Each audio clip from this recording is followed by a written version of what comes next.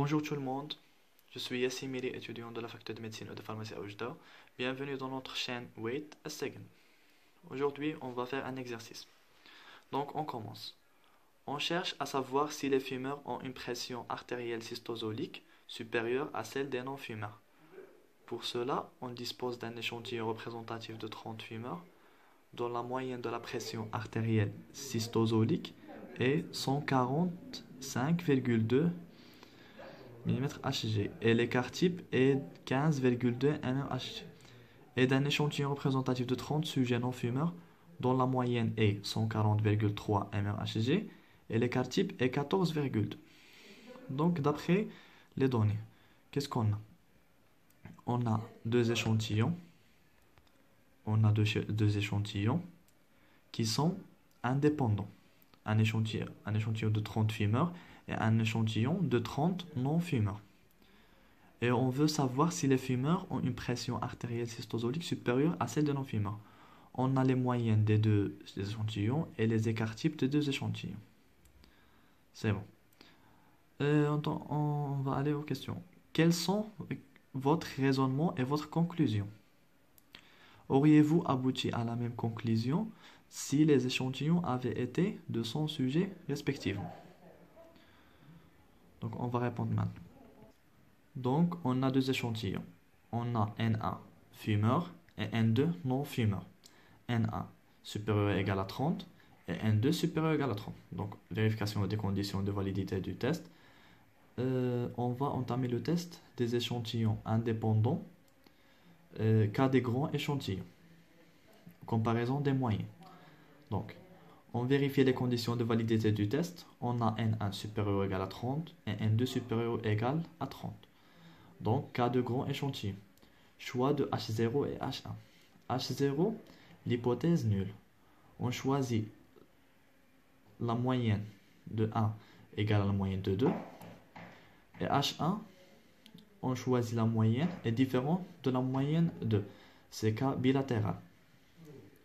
Donc, on choisit l'hypothèse nulle. L'hypothèse nulle, c'est toujours, on a l'égalité. L'hypothèse nulle, toujours, on a l'égalité. Donc, hypothèse nulle, H1 égale à U1. Et hypothèse 1, on a H1 est différente de U1. On choisit le risque alpha 0,05, donc 5%. Donc, comme N1 et N2 sont supérieurs ou égales à 30, la statique du test est mu.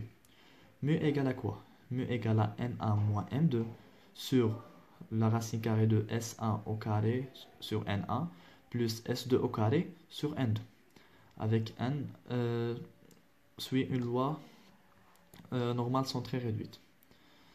M1 et M2 sont les moyennes. S1 et S2 sont les écarts types. La région critique. La région critique, c'est l'extérieur de l'intervalle moins U alpha plus U alpha. L'extérieur, c'est pas l'intérieur.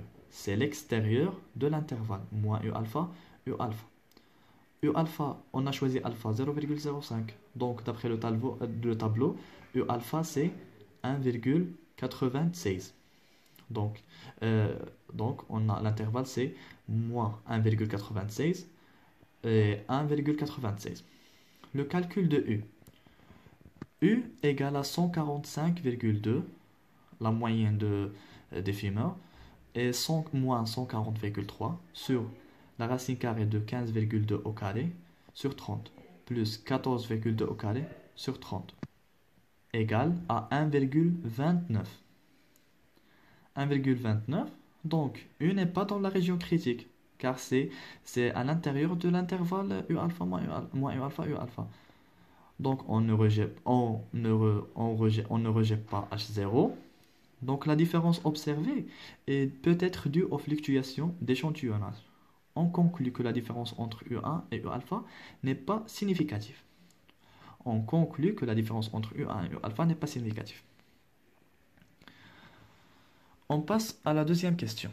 On a deuxièmement pour N1 égale à N2 égale à 100. On a mu égale à 145 moins 140,3 sur 15,2 au carré sur 100 plus 14,2 au carré sur 100. On va calculer, on va obtenir mu égale à 2, U égale à 2,35. Pour cette formule, on a changé seulement la valeur des échantillons. Pour la première formule, on a 30. Maintenant, on a 100. Donc, le calcul, on a obtenu 2,35. Donc, U est dans la région critique. On rejette H0 et on accepte H1. D'après ça, on a U alpha est différente U1 est différente de U2. La différence est significative avec un risque alpha inférieur à 5%. Donc, merci pour votre attention.